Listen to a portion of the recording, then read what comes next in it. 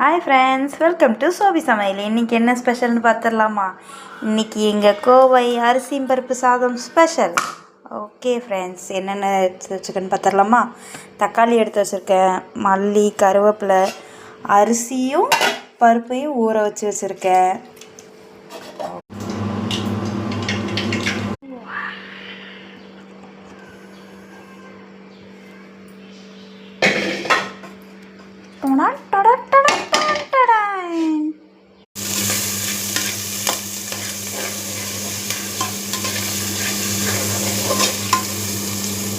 வெங்காயம் வதங்கிறதுக்கு கொஞ்சம் சால்ட் போட்டுக்கலாம்.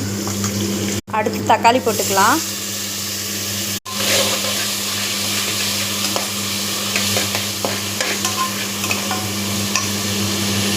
தக்காளிக்கும் லைட்டாக சால்ட் போட்டுக்கோங்க.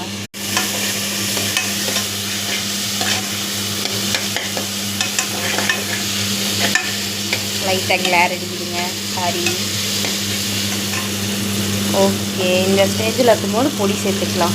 இதில் என்னென்ன போட்டிருக்குன்னா சீரக பொடி, மஞ்சள் பொடி, சாம்பார் பொடி, மிளகாய் பொடி. இது மட்டும் பொடி போட்ட பிறகு சிம்மில் வச்சுக்கோங்க. இது நல்லா வதங்கிடுச்சு. இப்போ தண்ணி ஊற்றிக்கலாம். தண்ணி ஊற்றியாச்சு. இப்போ தண்ணி நல்லா கொதிச்சு வரட்டும். இதுக்கு தேவையான உப்பு மட்டும் சேர்த்துக்கலாம். அதுக்கு போட்டதுனால பார்த்துட்டு போட்டுக்கோங்க சால்ட் போடும்போது. அரிசியும் சேர்த்துக்கலாம். அரிசியும் பருப்பை ஊற வச்சுக்கலாம்.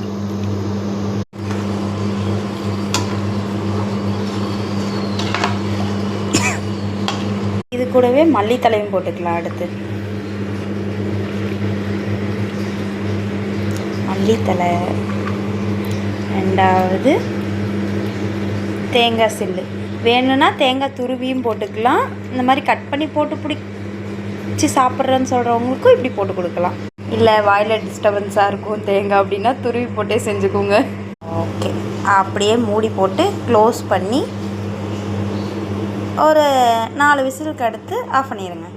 ஓகே, க்ளோஸ் பண்ணிட்டேன். விசில் போட்டுடலாமா?